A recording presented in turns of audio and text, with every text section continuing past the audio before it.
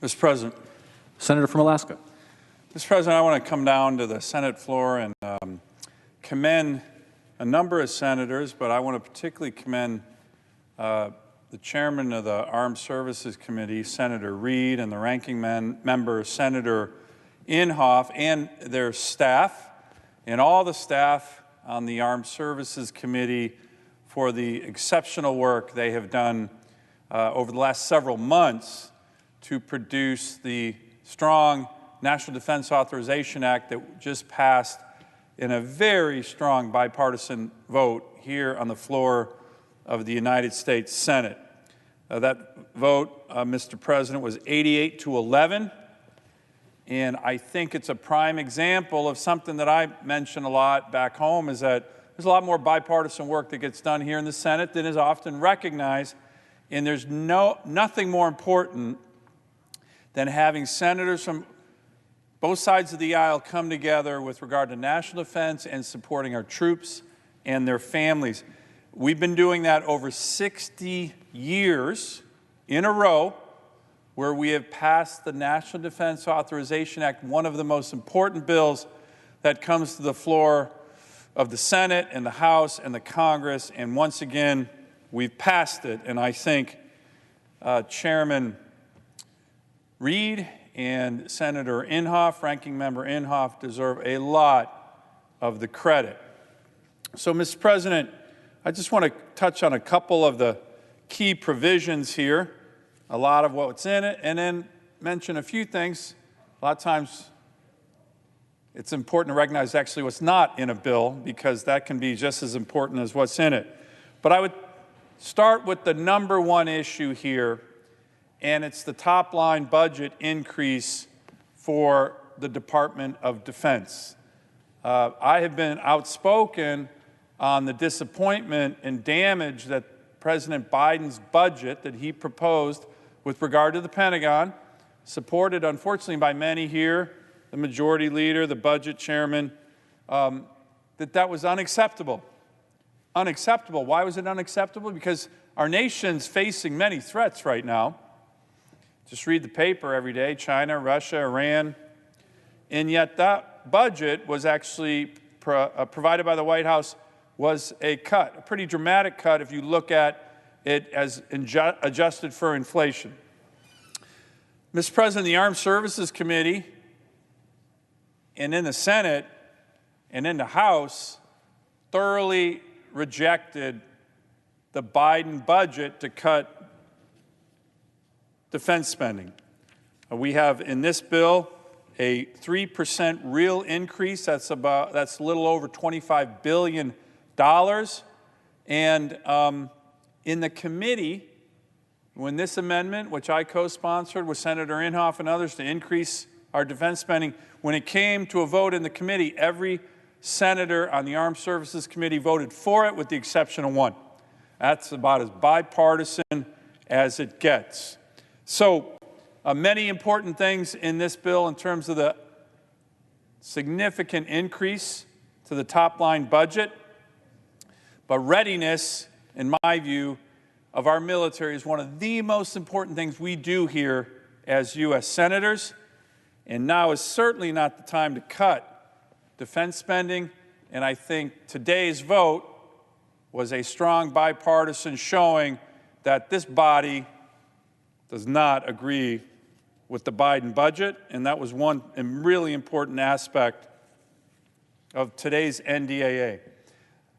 Second, Mr. President, I want to talk a little bit about the great state of Alaska and its role in our military and some of the provisions in this bill that relate to Arctic security. I like to say that Alaska constitutes three pillars of America's military might. We are the cornerstone of missile defense. Almost all the radar systems and all the ground-based missile interceptors protecting the whole country are located in Alaska. We are the hub of air combat power for the Arctic and Asia Pacific. By the end of this year, we will have over 100 fifth-generation fighters, combat-coded fifth-gen fighters. That's F-35s, F-22s, stationed in Alaska, over 100. There's no place on the planet Earth that has over 100 fifth-generation fighters, supersonic stealth, can get anywhere, very quickly, Russia, China, Taiwan. And that's another area of Alaska's pillars of military might. And finally, we are a platform for expeditionary forces, the 425, the only airborne brigade combat team in the entire Asia Pacific, the 1st Stryker Brigade, many others that can get to places all over the world because of our strategic location very quickly, and also because of our strategic airlift in Alaska. But, Mr. President, this NDAA is going to add another element of Alaska's military might to our nation, and that is the center of gravity for America's Arctic security operations.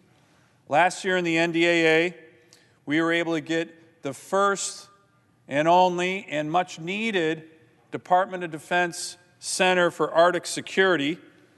The Department of Defense named it the Ted Stevens, after the great late senator, Center for Arctic Security. It's going to be in Anchorage, Alaska. And now, in this year's NDAA, we have what's called the Arctic Security Initiative. I was honored to co-sponsor that with my good friend Senator King from Maine. And this gets the Pentagon to focus on a 5-year strengthening of our national security in the Arctic region. As you know, Mr. President, that is becoming an area of great power competition, and America has very strong strategic national security, economic security interests in the Arctic, and this NDAA will cement not just the Arctic as an important national security imperative of our country, but Alaska is the focal point for Arctic security endeavors for the United States and our allies. Mr. President, the other element here in the NDAA, which is so important, of course, is taking care of our troops and their families. It authorizes, this bill, a pay raise of almost 3% for both military members and Department of Defense civilians. It has numerous initiatives relating to military health and housing and leave policies. And one that I was proud to get into this bill is an important provision that allows the Department of Defense and the Veterans Administration to do facility sharing.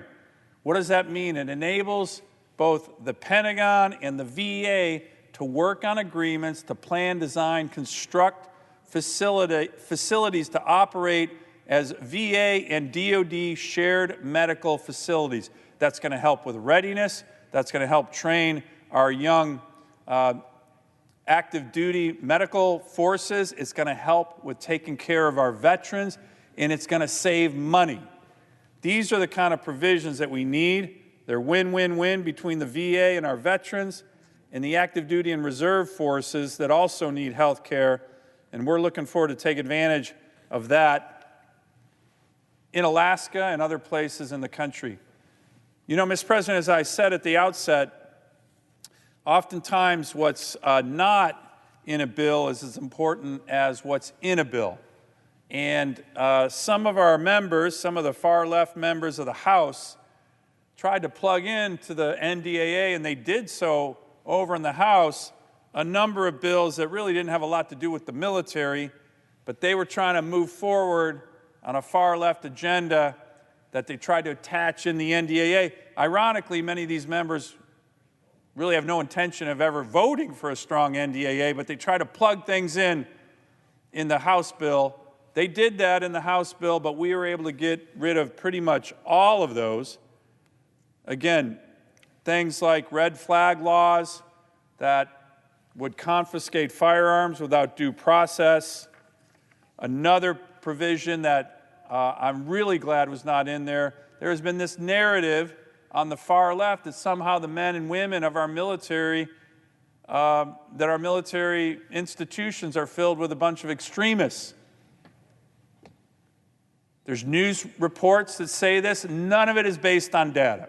None of it is based on data. And I've been pressing officials saying, give me data. You make these charges, which I dislike, happen to know many, many members of the military. They're some of the finest people in the country.